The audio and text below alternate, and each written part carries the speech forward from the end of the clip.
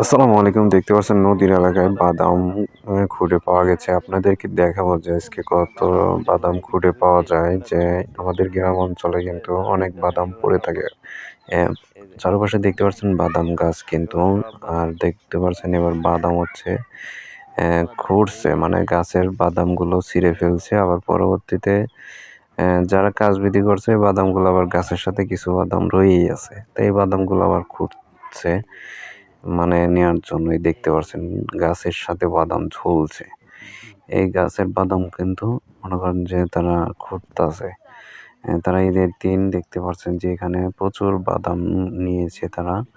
প্রায় ১ থেকে ১ কেজির মতো নিয়ে তারা খুঁটে পেয়েছে। মানে জমিনের থেকে, অনেকে গাছের থেকে পেয়েছে, আবার হচ্ছে জমিন থেকে খুঁটে পেয়েছে। এই যে দেখতে পাচ্ছেন যে বাদামগুলো তারা কিন্তু খুঁড়ছে।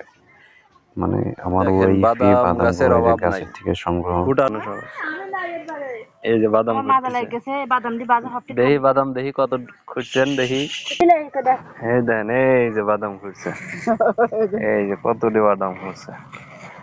না হইলেও মানে এই যে অনেকটি বাদাম হয়ে গেছে।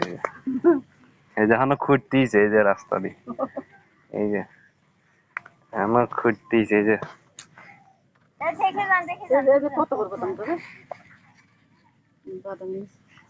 পারবেন। আমরা আর কি খুঁটে আপনাদেরকে দেখালাম যে দেখেন কত গাছে বাদাম পেয়েছি খুঁটে।